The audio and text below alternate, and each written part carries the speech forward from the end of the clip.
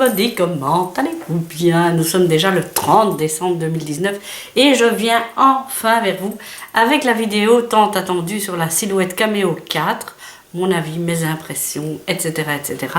Et aussi je vais en profiter pour faire un petit bilan de ce qui s'est passé pour moi sur YouTube pendant cette année-ci et répondre aussi à certaines questions qui sont assez redondantes, soit dans ma boîte mail, soit sur Messenger, Facebook, patati et patata.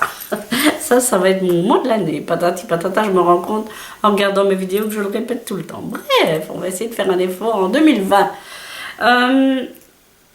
Pour ce qui est de la Silhouette Cameo 4, alors je vous avais dit, pour ceux qui me suivent, ceux et celles qui me suivent sur Facebook, je vous avais dit que j'allais rencontrer samedi, donc hier en fait, que j'allais rencontrer Philippe Jacques, qui a une boutique. Il n'a pas une boutique physique, il a une page Facebook et il est revendeur silhouette et toutes les plus grandes machines de découpe aussi, ici dans ma région, pas très loin de chez moi. Et donc voilà, on travaille un petit peu en partenariat si on peut dire, et Philippe s'y connaît vraiment bien. Et comme j'avais eu quelques soucis avec ma Cameo 4, alors entendons-nous bien, la machine fonctionne bien, hein, vous allez tout de suite comprendre, je me suis dit, tiens, lui qui s'y connaît vraiment bien, en tout cas mieux que moi, dans tout ce qui est logiciel, etc., je voulais comprendre ce qui se passait. Je me suis dit, avant d'en discuter avec vous, enfin d'en discuter, je parle un peu toute seule, mais j'ai eu des questions. Avant d'échanger avec vous sur le sujet, j'avais envie de le rencontrer pour partager avec lui les questions que j'avais, les interrogations, essayer de voir qu'est-ce qu'il savait lui sur ce qu'il allait y avoir dans l'avenir par rapport à cette machine. Voilà, en gros, c'était un peu ça l'idée, c'était de ne pas faire une vidéo sans avoir des infos qui venaient d'une source un peu mieux alimentée que la mienne. Voilà, voilà. Alors, qu'est-ce que la Cameo 4 nous proposait? Puisque, souvenez-vous, il y a eu au mois de mai, je pense, un grand ramdam à Hawaï avec tous les influenceurs silhouettes, en tout cas américains. Et on nous a proposé des prototypes de machines. Il y avait la nouvelle Cameo 4, évidemment, avec sa nouvelle force. Son rouleau de vinyle, enfin son porte-rouleau de vinyle intégré à la machine, sa rapidité, donc sa puissance, je l'ai dit, avec d'autres prototypes qui allaient devenir plus larges aussi. On pouvait aller on nous a promis des machines jusqu'à 50 cm, qui ne sont pas encore sorties, mais qui devraient arriver. On nous a promis aussi une presse, un peu dans le genre de celle de chez le concurrent. Voilà, donc à Hawaï, ils avaient montré plein de trucs, ça allait être génial, etc. Et puis on a dû attendre quand même un bon bout de temps, puisque elles sont arrivées très tard chez nous, en Europe en tout cas, et elles sont arrivées sans les lames qui allaient faire la différence avec la Cameo 3. Je m'explique, ce ne sont pas que les lames qui allaient faire la différence. C'est clair que la machine, ayant une puissance bien plus grande, allait pouvoir permettre de découper d'autres types de matières, d'être plus robuste, plus résistante, faire en sorte que le tapis bouge moins, des choses comme ça. Génial, si ce n'est que les lames ne sont sorties que très tard. Elles sont sorties il n'y a pas longtemps et je vous avoue que je ne les ai pas encore testées. Maintenant, évidemment que j'ai suivi ça. Si vous allez sur Silhouette School, je pense que c'est Mélissa, le prénom de la dame. Bon, c'est en anglais, mais si vous allez sur Google Chrome, vous avez quand même une bonne traduction. Mélissa qui, elle, a testé un tas de choses, comme d'hab, avec Silhouette. Et là, bon, comment je vais te dire, je vous annonce rien de nouveau. Ils annoncent, ils promettent, et puis voilà quoi. Ils sont pas au point quand ça sort, ils n'ont pas assez expérimenté, ils n'ont pas assez travaillé le bazar, ce qui fait que on est déçu parce que c'est pas au point. Alors la machine, elle est au point, clairement. Je pense que la machine, elle est vraiment au point. Le logiciel n'est pas encore bien au point, et c'est pour ça qu'il en sort tout le temps, et qu'à chaque fois on vous dit, ah mais oui, c'est vrai qu'il y a ça qui ne marche pas, mais il faut mettre à jour le nouveau logiciel. En plus de ça, il y a eu une difficulté de compatibilité, et je sais de quoi je parle, du logiciel avec Mac, pour certains c'était avec Windows, donc il y a eu un embrouillamini là qui a fait que c'est un peu parti dans un nuage de fumée, et que toutes les questions qu'on me posait en disant tiens, et la Silhouette Cameo 4, j'aimerais bien me la faire offrir pour Noël, finalement est-ce que je prends ça, est-ce que je prends la Brother, la Cricut, j'étais dans l'embarras de répondre, et bon, à chacun de faire ses choix. Et donc voilà, maintenant la lame Craft Robot et la lame rotative sont sorties, et visiblement il y a encore du travail. Qu'est-ce qui se passe? Vous avez, on va comparer peut-être, oui, je vais essayer de faire simple, parce que c'est pas simple, mais je voudrais que vous compreniez. Quand la machine concurrente, sans la nommer la Cricut, est sortie, on a dit, vous allez voir, vous allez pouvoir découper du carton épais, du cuir, des matières spéciales, etc. Vous avez une lame rotative, vous avez une lame comme un cutter, je vais vous expliquer là tout de suite. Et quand vous vouliez découper quelque chose, vous alliez dans le logiciel, vous disiez, c'est telle matière que je veux découper, on vous disait, ben, si tu veux découper telle matière, tu dois mettre telle lame, et nous on se charge du reste. Avec plus ou moins de bonheur, plus ou moins de réussite, parce qu'il n'y a pas de miracle, et ça vous allez comprendre tout de suite, il n'y a pas de miracle, on ne peut pas découper n'importe quoi, n'importe comment avec une machine, qui reste quand même une machine de bureau, je dirais bien de ménage, pour qu'on se comprenne bien. Hein, un pâtissier qui travaille avec un pétrin professionnel va trouver que le pétrin de ménage, votre petite machine, je sais pas moi, KitchenAid ou quoi, est très bien, mais voilà. Hein, c'est un peu ça que je voulais comparer. Alors, et on a vu, et chez Cricut et chez Silhouette, les gens qui ont voulu tester la découpe de matière spéciale ou de carton épais ou de balsa, etc. Dès qu'on veut rentrer dans les tout fins détails, ça ne fonctionne pas. Mais pour moi, c'est plus qu'évident que ça ne peut pas fonctionner. J'ai envie de dire que pour la découpe de bois et de carton épais très fine, mais c'est le laser qui remporte tous les suffrages, parce que là, c'est un rayon qui passe et c'est pas une lame. J'ai pris les deux outils. Attendez, où est-ce que ah ben, ils sont devant moi. Bravo Anne-Marie. La lame rotative, c'est le même principe que ça. Alors, imaginez-vous que vous avez cet outil en main, qui est, on va dire, l'outil pour le tissu. Hein? C'est ce qu'on utilise, celles qui font de la couture l'utilisent souvent. Essayez de vous imaginer quels sont les gestes que vous allez poser. Imaginez que vous allez découper un carré. Qu'est-ce que vous allez faire? Ben, vous allez couper une ligne comme ça, puis vous allez soulever votre cutter, vous allez faire la ligne là, soulever le cutter, la ligne là, soulever le cutter et faire la ligne là. Vous n'allez pas, avec votre cutter, essayer de faire ça, puis ça. Vous savez très bien que ça va arracher votre tissu, que ça va pas faire un angle droit, etc. Voilà le problème de toutes ces machines, c'est ça. C'est quand on utilise une lame comme ça, ou une lame comme ça, parce qu'on est à peu de choses près dans ce genre de lame, c'est clair que même vous qui découpez manuellement avec un cutter comme ça, vous allez plutôt, vous allez couper, et puis à la limite, vous allez plutôt bouger votre papier, couper, soulever la lame, bouger le papier, couper, soulever la lame, etc. C'est un peu ce que la machine fait avec ces nouvelles lames, et c'est pour ça qu'on a une nouvelle tête sur la droite, un nouvel embout, je vais dire, qui est rotatif. Pourquoi? Parce que la lame qui est dedans, imaginons que ce soit celle-ci, elle va commencer. Si c'est un rond, ça va. Elle ne doit pas vraiment se soulever, puisqu'elle va légèrement s'incliner, elle va tourner un peu, et voilà, et elle va faire le rond. Maintenant, si c'est par exemple un papillon, ou même un carré, on va rester sur notre carré, parce que je pense que vous comprendrez bien. Si on observe la machine, ce qu'elle fait, elle trace une première ligne, elle soulève la lame, elle tourne la lame, elle redescend et elle coupe. Chaque fois, hop, on tourne et on recommence. On tourne, on soulève, on tourne et on recommence. Et ainsi pour chaque motif.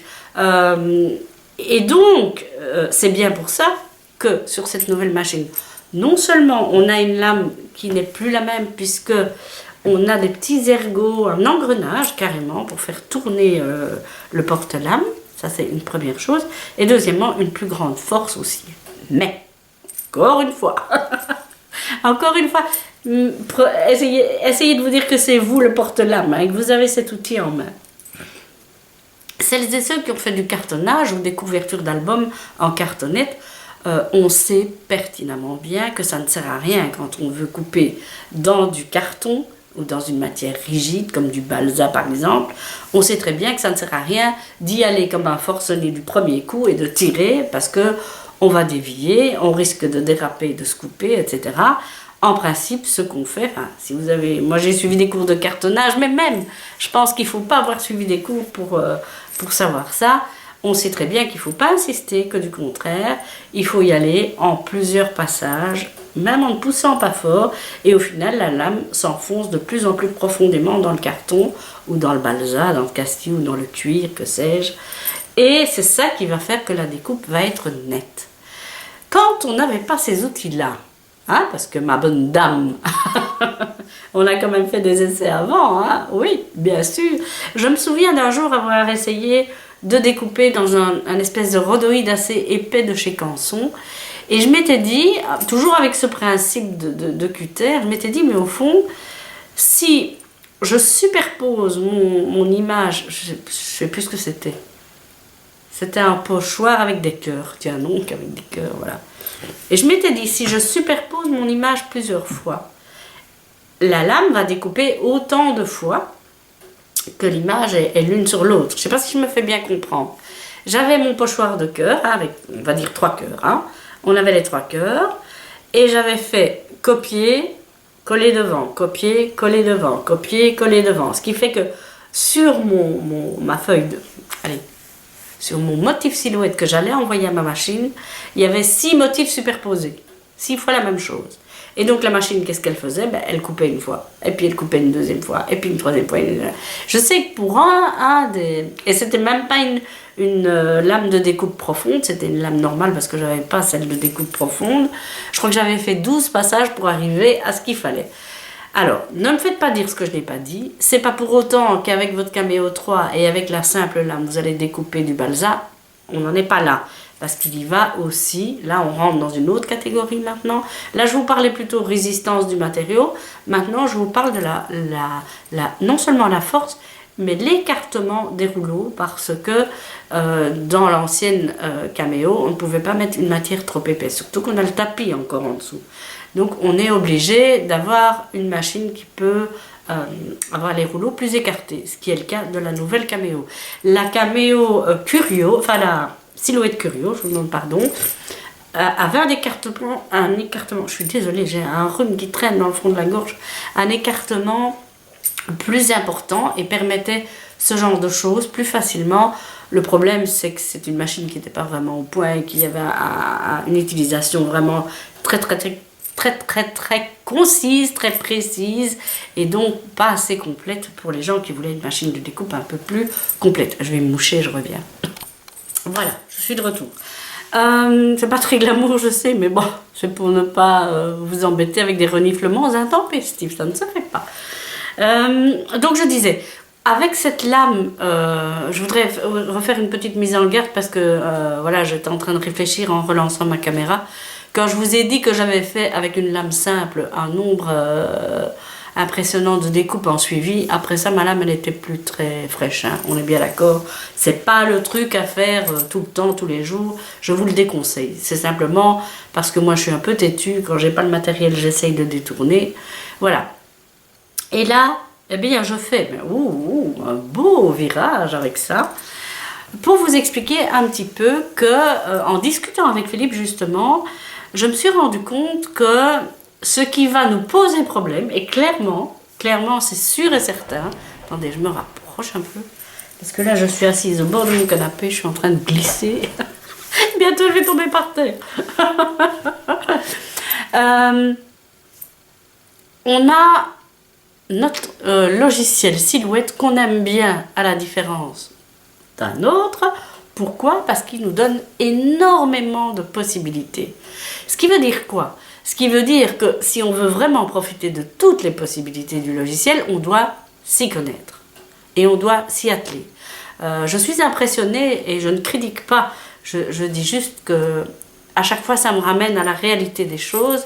Je suis impressionnée par les personnes qui viennent de recevoir à Noël la Portrait, la Cameo, voilà, ou même d'autres machines, hein, et qui viennent en disant « Ouh, je m'en sors pas, c'est compliqué, machin ». Et c'est vrai que quand on va sur les sites Silhouette, Cricut, Brother, on s'en fiche. Qu'est-ce qu'on voit? On voit des superbes réalisations, on voit des filles qui montrent ce qu'elles ont fait, qui sont contentes de ce qu'elles ont fait, mais à mon avis, on zappe un peu tous les problèmes que certaines viennent mettre en avant, les questions qu'on pose, etc. Et les filles qui démarrent, et les gars, du coup, ont peut-être un petit peu l'impression qu'on ouvre la boîte, on tape le papier sur la feuille de transport, on y va, c'est fait, ok, c'est bon. Bien sûr que non. Et c'est valable pour toutes les trois machines hein, dont on parle, c'est valable pour toutes les machines. Il y a un minimum de prise en main indispensable. Et on se disait avec Philippe, et c'était lui qui mettait ça en avant, parce que quand il vend une machine, il va l'apporter chez les gens et il reste 2 heures minimum, parce que voilà, je le connais. C'est un petit bavard. Il reste pour une prise en main de la machine. Que quand vous achetez sur Amazon ou quoi que ce soit, ben, il n'y a pas de prise en main. Voilà, il faut se débrouiller, il faut aller voir les tutos, etc. Alors ça, c'est peut-être une chose aussi qui va ça va se compliquer. Parce que Philippe me disait, mais en 2 heures, j'aurai pas le temps de tout montrer. Je pense que dans un premier temps, on va montrer les découpes simples, avec le logiciel simple, un peu de vecto et des trucs comme ça. Mais commencez à montrer les lames sophistiquées, parce qu'il faut dire que pour le moment, vous avez, quand vous allez dans Envoyer, là, vous avez tellement de choses à prendre en compte et dans un ordre précis, que je pense que pour que celles qui démarrent, qui veulent tout de suite faire avec ces lames-là, c'est... Voilà. Notre logiciel est ouvert, il permet beaucoup de choses, mais du coup, il est compliqué. Hein, sur Cricut, on vous dit, voilà, tu veux faire ça, tu fais comme ça. Tu veux telle découpe, tu vas là. Et ça marche ou ça marche pas, on est coincé dans le logiciel parce qu'on ne sait pas faire grand-chose. On n'a pas vraiment de prise. Sur Silhouette, on a de la prise, mais ça va devenir de plus en plus compliqué dès qu'on veut faire des choses compliquées. Alors on s'est posé la question, on a un peu débattu du sujet. Au final, c'est très bien ces nouveaux outils. Moi, je pense qu'au-delà du fait qu'on va pouvoir découper d'autres matières, il y a aussi le fait que la machine est plus robuste. Et dans tous les cas, c'est un plus. Dans tous les cas, c'est un plus. Parce que, malgré tout, il y a des petites améliorations que vous ne voyez peut-être pas vous, mais qui sont quand même assez...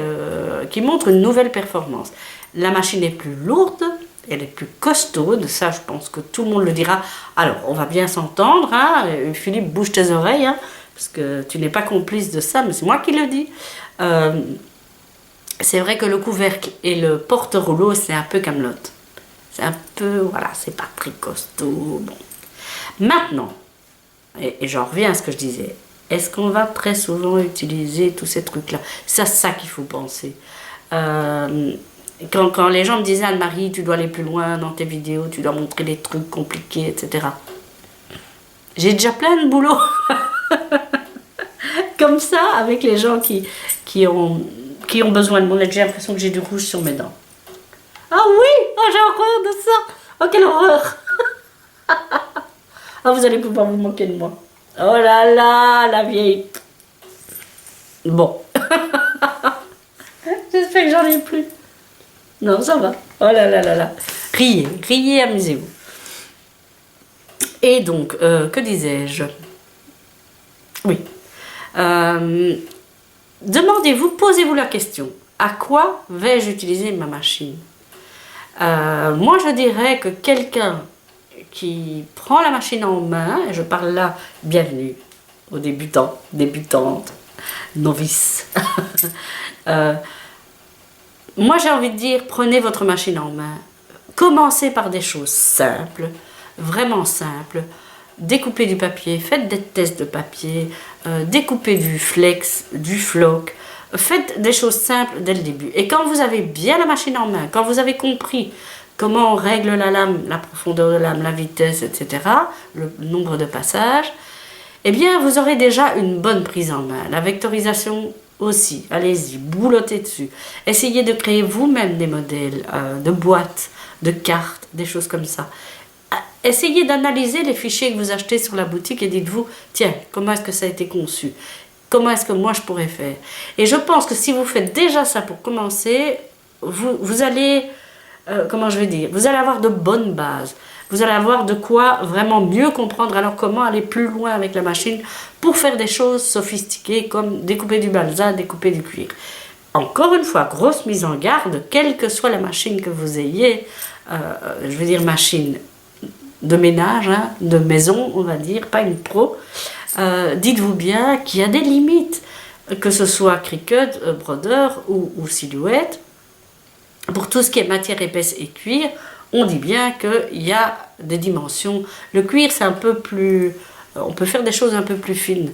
Mais clairement, dans le carton épais, et encore, on ne peut pas prendre n'importe quel carton.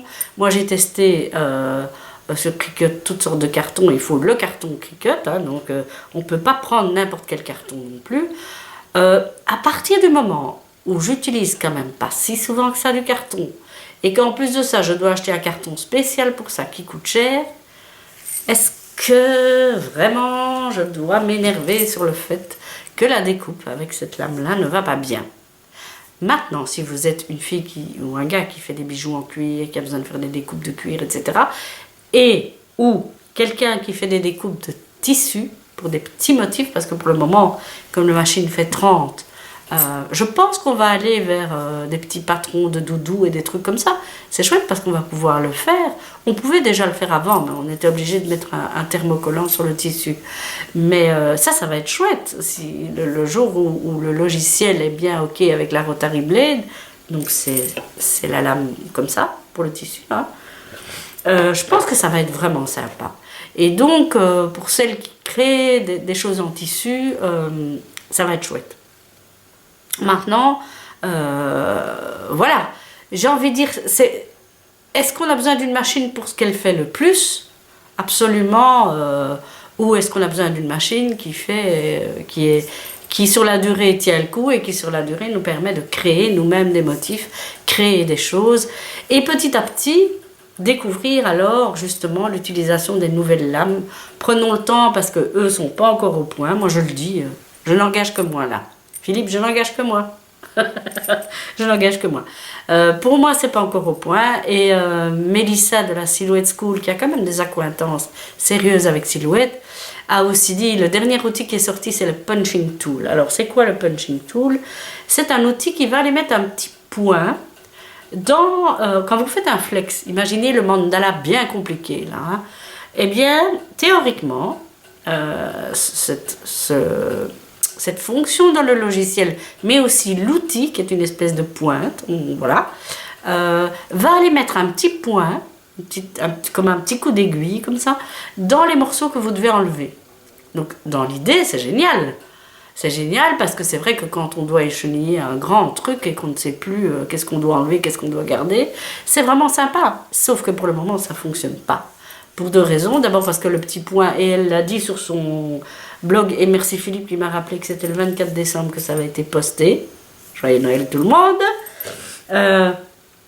En fait, non seulement le point ne se voit pas bien, mais il y a des points qui vont se mettre dans des endroits où ils ne devraient pas être. Dans des endroits qu'il ne faut pas écheniller. Donc c'est pas au point, clairement, c'est pas au point. Voilà, mais ça c'est la spécialité de Silhouette. Alors, j'ai un peu tanné notre ami, hein, je lui ai dit, ouais, mais pourquoi? Mais pourquoi c'est chaque fois comme ça? Et j'ai peut-être une piste de solution.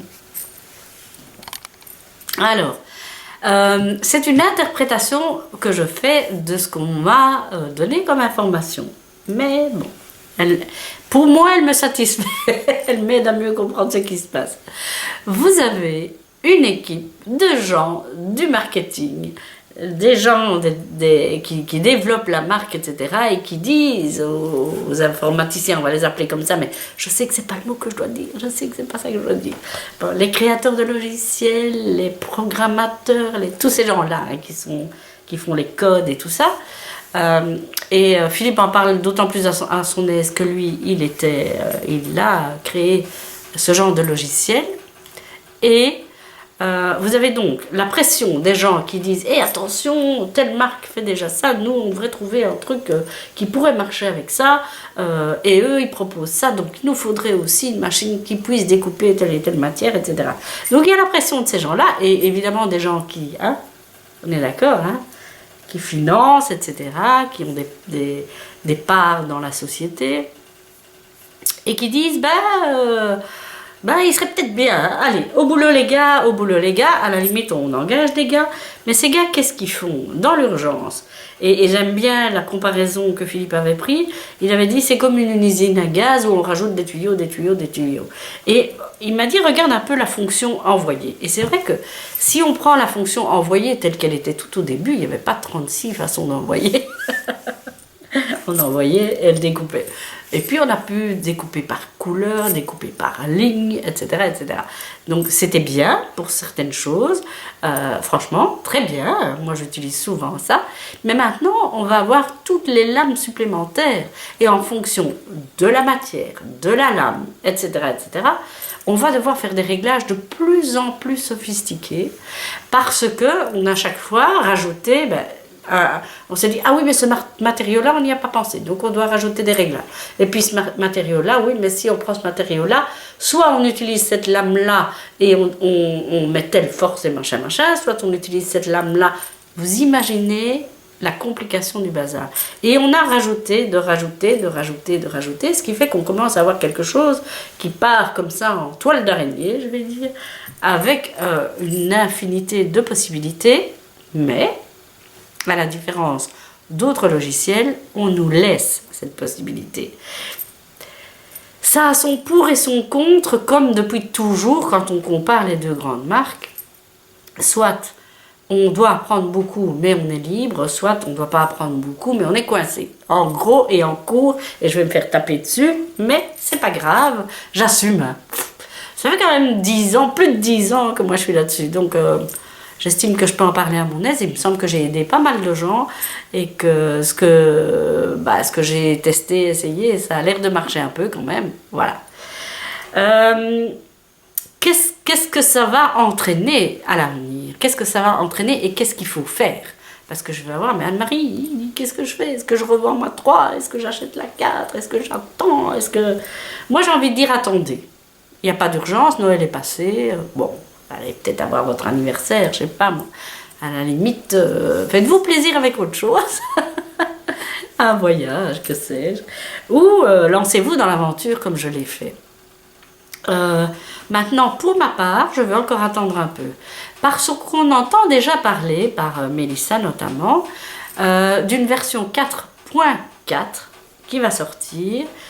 Et je me demande dans quelle mesure il ne va pas y avoir là une petite refonte et une amélioration un peu plus... comment je vais dire? Plus important, plus de fond que ce qu'on fait maintenant où on rajoute des petits trucs à chaque micro-évolution.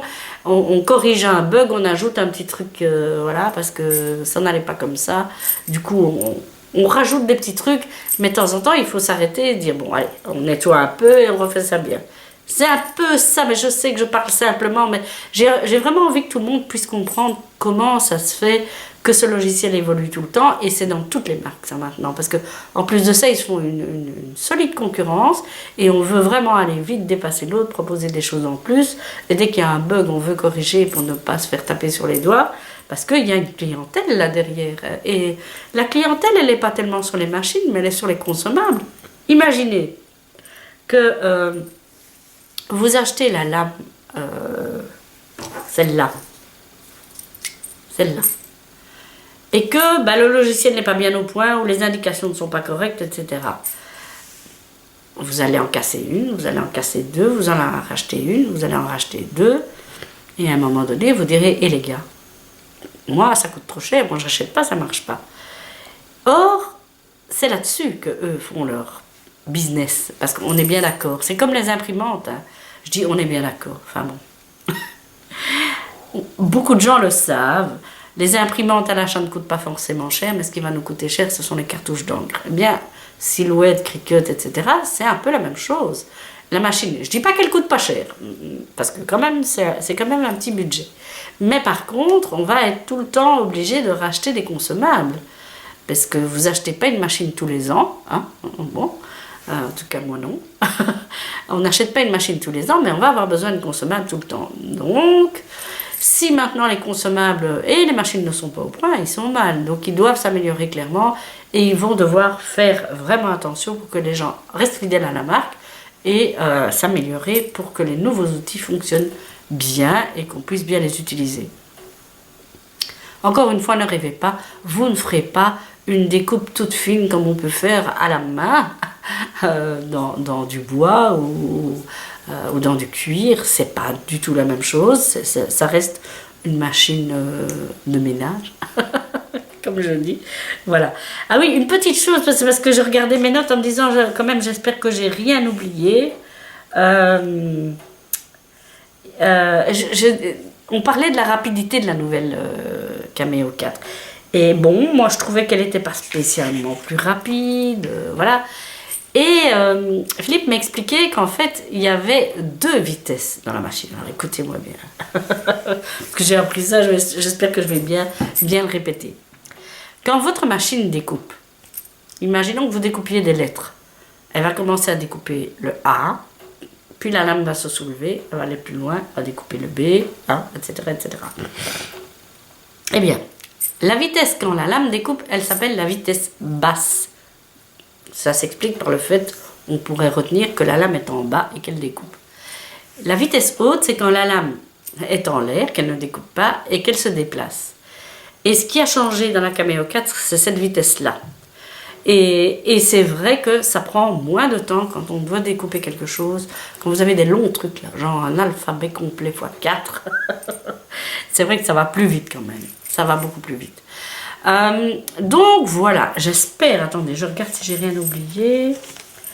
Ce qu'il faut se dire, c'est que, et c'est comme ça dans toutes les marques, hein, donc là, pour ça je parle un peu pour toutes les marques.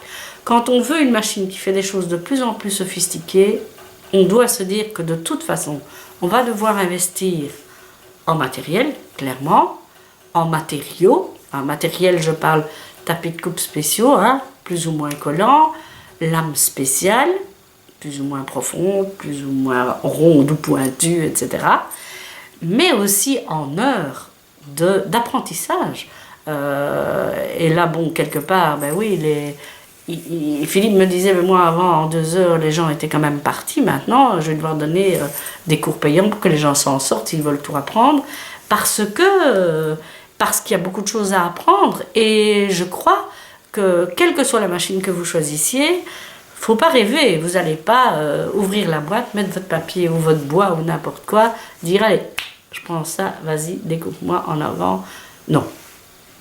Clairement non, mais sinon, ce serait plus un loisir créatif s'il n'y avait pas une part de créativité, une part de recherche un petit peu, pour que ce soit bien découpé, pour que ce soit net. C'est ça qui fera la différence aussi, et qui est le loisir en lui-même. Voilà, je pense que ça, ben, ce sera de tout temps et de toujours. L'homme a toujours cherché à améliorer ses outils. Eh bien, c'est ce qu'on fait encore au quotidien. Voilà. Donc, bah, écoutez, je clôture ici le vaste sujet qui, évidemment, n'est clôturé que pour aujourd'hui, parce qu'on aura encore plein de choses à dire. Le vaste sujet silhouette. Et je vous invite à me suivre dans la vidéo suivante où on va parler du bilan 2019 et de ce qui va se passer en 2020. Je vous embrasse et je vous dis à tout de suite.